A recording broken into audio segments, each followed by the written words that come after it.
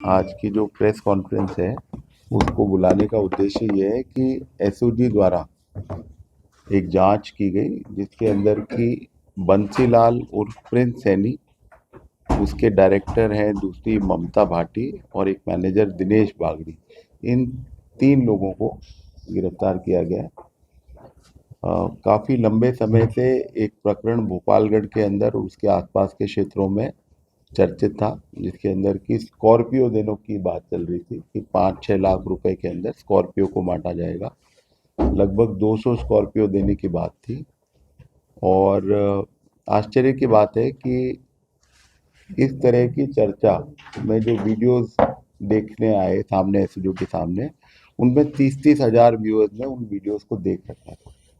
और उस पूरे क्षेत्र में काफ़ी एक तरह से एक डिबेट चल रही थी कि ये ठगी कर रहा है या नहीं कर रहा है, और दूसरी तरफ से दावे हो रहे थे कि ये गाड़ियां बांटेगा।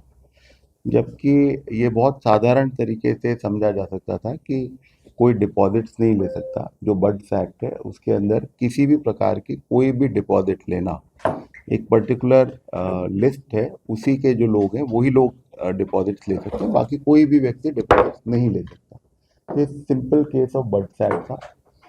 इसके साथ में जो इनके जो अकाउंट में जो पैसे थे और जो इनकी वेबसाइट थी, इनका जो काम करने का तरीका था, उससे बिल्कुल स्पष्ट था कि ये ठगी करने वाले थे। तो जब एसओजी की जांच हुई तो उसमें स्पष्ट था कि प्रिंस सैनी नाम का व्यक्ति जो है वो आम लोगों को ठग रहा है। और इस जांच के पश्चात एसओजी में मुकदमा दर्ज करके इनको गिरफ्तार किया गया है। जो इसका काम करने का तरीका था वो ये था कि वो लोगों में विश्वास पैदा कर सके। इसके लिए बड़े बड़े आयोजनों में जाना, स्कूलों में जाना, डोनेशन जैसी चीज़ को सामने भी आई, जो जांच में सारी बात सामने आएगी। और बहुत सारा कैश में काम किया, कोई भी पैसे जो है अकाउंट्स के अंदर नहीं आ रहे थे। और जो लास्ट में अलार्मिंग चीज़ थी वो ये थी कि करीब 2360 रुपए की एक स्कीम चला दी, जिसके अंदर की एक सो कॉल्ड सोशल मीडिया के सर्विसेज का नाम दिया, जबकि वो ना तो वेबसाइट बनी हुई है, ना ऐप बनी हुई है, ना उसका कोई बेस है।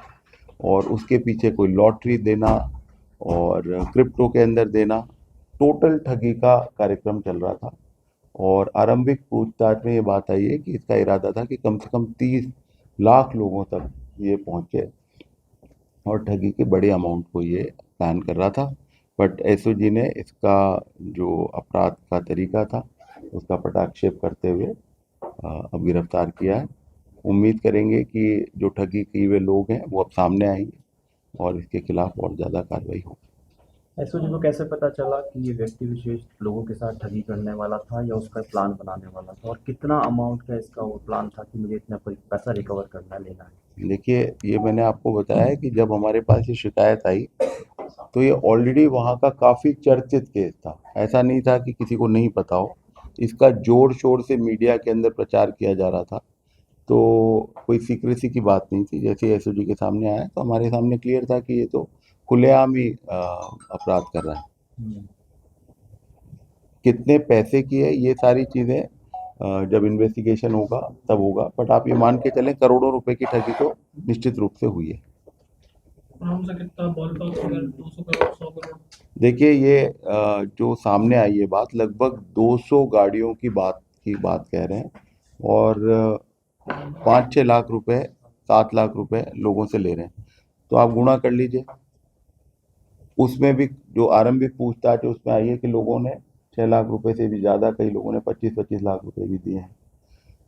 ये जो 2360 रुपए थे इसमें भी कितने लोगों ने दिए हैं ये भी चीज़ सामने आएगी। तो ये बिल्कुल आरंभिक स्टेज के ऊपर ही हम लोग ये प्रेस कॉन्फ्रेंस के जरिए जनता को बताना चाह रहे हैं कि और पैसे ना दें, क्योंकि अभी भी लोग पैसे लगातार जमा करा रहे हैं। आरोपी अकेला है या आरोपी के साथ और भी गैंग के सदस्य जिन्हें गिरफ्तार करना शेष रह गया? अभी तो बहुत गिरफ्तारियां बाकी हैं। जो इमीडिएटली गिरफ्तारी हुई है वो दिनेश बागड़ी करके जो इसका मैनेजर है उसकी हुई है, और कंपनी में जो को डायरेक्टर है ममता भाटी उसकी हुई है। और कौन कौन है जो अभी फरार चल रहे हैं जिनके ऊपर पूरे एसओजी की नजर है? देखिए, बर्ड्स एक्ट के अंदर जो फर्स्ट लेयर होती है, जो दूसरे लोगों को एनकरेज करते हैं कि हम पैसे लेते हैं उनके थ्रू जाके, तो वो भी सारे के सारे लोग आरोपी बनेंगे। सर इनका बैकग्राउंड क्या है, ये मतलब ये 12वीं फेल है, ये 12वीं फेल?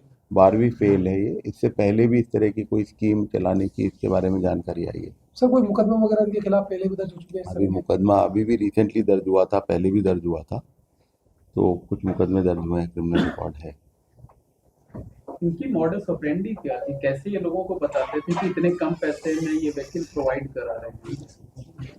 इनकी मोडस ऑपरेंडी ये थी कि इन्होंने ये भ्रमजाल फैलाया है कि इन्होंने अपने बिजनेस मॉडल से बहुत ज़्यादा पैसा कमा लिया है, और जो लोगों ने कैपिटल रेज करने में या कंपनी की सहायता करी, उनको ये फ़ायदे के रूप में या एक रिवॉर्ड के रूप में इतना एक स्कॉर्पियो देंगे।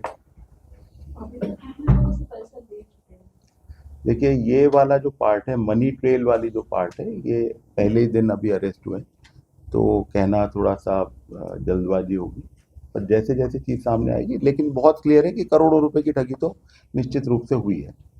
तो ये कितने लोग थे जो इस पूरे काम में लगे हुए थे? मैंने आपसे बताया कि ये कन्विंस कर रहा था लोगों को। अगर आप वीडियोस भी देखेंगे, जैसे आपके सामने ही, अगर आप लोग खुद ही एक सेकंड देखें, आप सिर्फ प्रिंस सैनी नाम से आप गूगल में सर्च कर लें, कितने तरह के वीडियोस और कितने तरह की बातें आपके सामने इमीडिएटली आ रही हैं। आप इनकी एक वेबसाइट देखेंगे, harvestAItechnology.com करके, इतनी बहुत ही साधारण सी वेबसाइट है। उसमें एक विदेशी नाम चेहरे के साथ में एक मैनेजर दिखा रखा है, उसके लिंक्स भी काम नहीं कर रहे हैं। ये बहुत ही साधारण वेबसाइट, और उसके बेसिस पे एआई का नाम यूज़ कर कर, तो ये कि एआई भी एक ऐसा एलिमेंट है जो कि आज की तारीख में ठगी के रूप में लोगों को लुभावित करता है कि साहब एआई का कुछ करें।